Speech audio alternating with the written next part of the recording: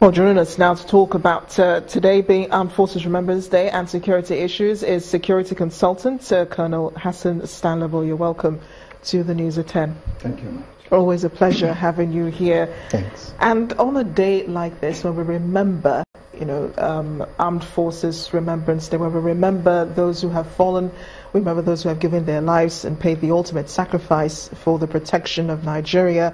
What are the images and the thoughts that run through your mind on a day like this? Thanks a great deal.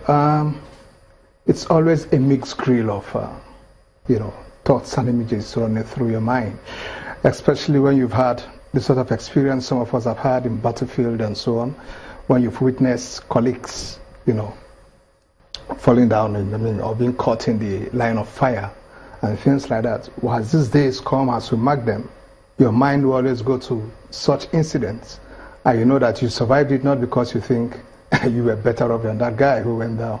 It was just out of some mercy from God or whatever, And as things have always been, that is the life of a soldier. There is nothing that can be done about it. We'll think of how dependents can be taken care of when such things, happen.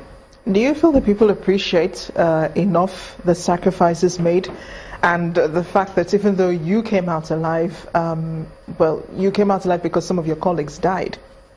Do you think we appreciate that enough? If you want the truth, I'll tell you the Nigerian nation is not appreciative enough of what the soldiers, of what troops are doing, not to even talk of the fallen heroes.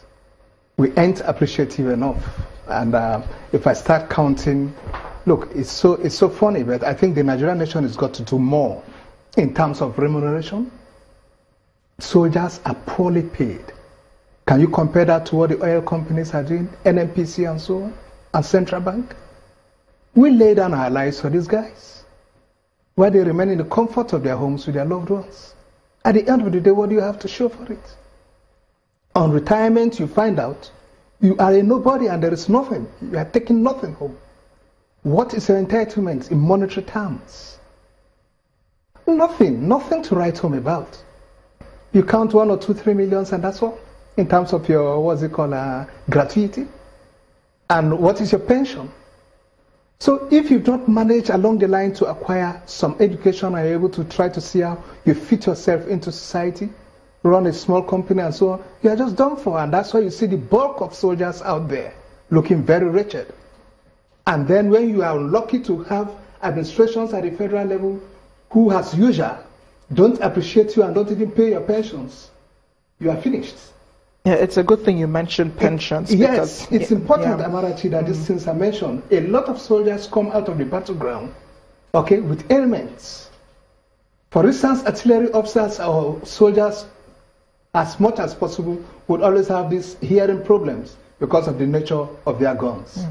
And so on. And then for the infantry, similar thing, you come out with shock and so on. Now you are left with these ailments, you go into retirement with them, and your family begins to manage them. What is being done about it? At times you are told there is this social medical arrangement put in place. I've forgotten what the term is now. And unfortunately, on such lists, you are told, no, this ailment is not accommodated, this is not accommodated, this is not accommodated. Then what is accommodated? Just headache? So you issue me APC and that's all? I think the Nigerian state should show more appreciation to troops. Improve their remunerations, improve pensions, take care of the dependents of fallen heroes.